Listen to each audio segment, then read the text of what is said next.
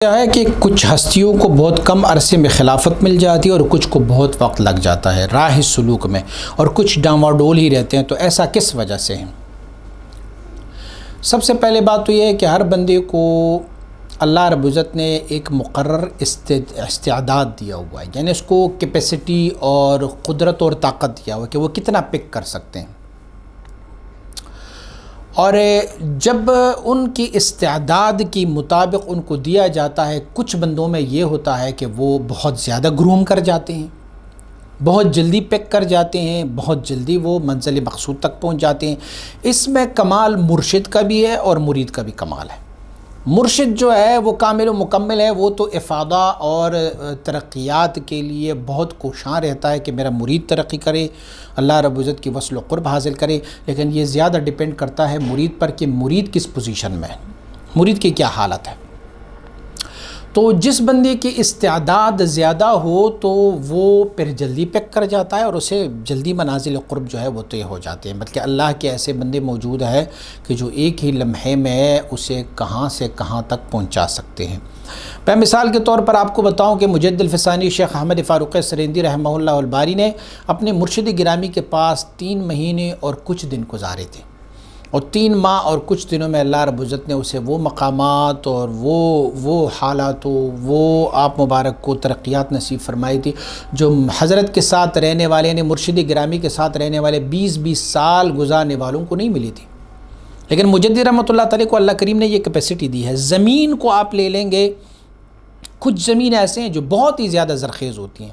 آپ اس پہ کاشت کریں گے تو بہت جلدی یہی بیج ہو، یہی کھاد ہو،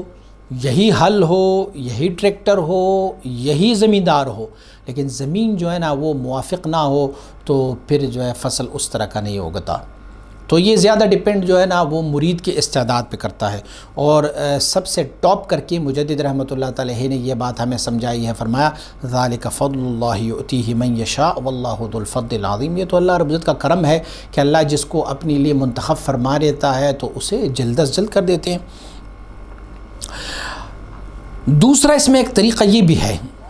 کہ کچھ لوگ جو ہے ان کا حال جو ہے وہ موافق ہوتا ہے ابرار کا، اور کچھ لوگوں کا حال جو ہے موافق ہوتا ہے مقربین کا۔ مقربین کو اگر آپ ابرار والے رستے میں ڈالیں گے تو وہ کامیاب نہیں ہوں گے، اور ابرار کو اگر آپ مقربین کے رستے میں ڈالیں گے تو نہیں ہوگے۔ جناب حضرت باقی باللہ رحمۃ اللہ تعالی کے ساتھ کچھ سالکین تھے جو آپ کے ساتھ عرصہ 10 سال سے رہ رہے تھے، اور آپ ان کو توجہات سے نوازتے رہتے تھے، لیکن کما کان حق ہو ان کو کوئی فائدہ نہیں ہوا۔ جب مجدد رحمۃ اللہ تعالی نے حضرت باقی باللہ رحمۃ اللہ تعالی سے اکتساب فرمایا تو حضرت باقی باللہ رحمۃ اللہ تعالی نے اپنی ان مریدوں کو حضرت مجدد رحمۃ اللہ تعالی کی طرف بھیجا کہ آپ ان کی تربیت فرمائیں، یہ ہمارے ساتھ نہیں چل سکے۔ تو مجدد رحمۃ اللہ تعالی نے بعد میں ایک مکتوب لکھا اور ان لوگوں کا نام لکھ کے بتایا کہ فلاں جو تھا نا پہلے اس مرتبے میں تھا، اب اس مقام میں آ گیا، فلاں اس مقام میں تھا، اب اس مقام میں آ گیا ہے، اور فرمایا حضور بے ادبی کی گستاخی کی معافی چاہتا ہوں، لیکن ان لوگوں کا جو رستہ تھا نا وہ ابرار کی حال کے موافق تھا، لیکن ہم نے اس کو مقربین کے رستے میں ڈالا ہوا تھا، تو یہ مقربین کا رستہ ان کا موافق حال نہیں تھا، اس لیے چل نہیں پائے، جیسے تھے ویسے ہیں۔ لیکن آپ نے جب اس فقیر کو منتخب کر کے ان لوگوں کو میرے پاس بھیجا، میں نے اس کی موافق حال کے مطابق اس کو ابرار کے رستے میں ڈالا تو یہ فوراً ترقی کر گیا ہے۔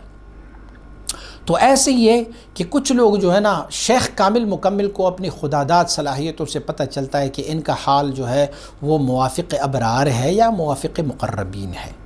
تو جو طریقہ ان کے حال کے موافق ہو اسی پر ڈالا جائے تو وہ بہت جلد از جلد گروم کر جاتے ہیں، بہت جلد از جلد جو ہے وہ اپنے مقام تک پہنچ جاتے ہیں۔ اور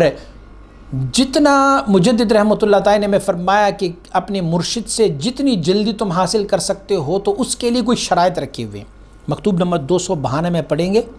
تو مکتوب نمبر 292 میں جو آداب انہوں نے ذکر کی ہے، اگر اس آداب کو بجا لائے جائے تو کوئی وجہ نہیں کہ شیخ کامل مکمل ہو اور مرید صادق ہو اور اس کو جلد از جلد خلافت نہ مل جائے، یہ تو ممکن ہی نہیں ہے۔ آپ کی اس سوال سے مجھے یہ محسوس ہو رہا ہے کہ آپ کو خلافت کی لالچ پڑی ہوئی، تو خلافت کی لالچ نہ کریں میرے بھائی، اللہ کی معرفت کی لالچ کریں، اللہ رب العزت کی وصل و قرب کے لیے، شریعت و طریقت میں آگے جانے کی۔ تو ظاہری بات ہے کہ جب ہمیں خلافت کی لالچ ہوگی تو وہ پھر ہمیں نہیں ملے گی، کیونکہ وہ غیر اللہ ہے، وہ اپنی سٹیٹس، اپنی مرتبہ، اپنی خواہش کے مطابق، تو اس میں اپنی انا اور نفسانیت آ جاتی ہے، اس کو دل سے نکال دیں۔ اور وہ آداب جو مجدد رحمۃ اللہ تعالی نے مکتوب نمبر 292 میں ذکر فرمائے، وہ اپنے شیخ کے حق میں مرعی فرمائیں، تو دیکھیں آپ کو کیسے ترقی ہوگی۔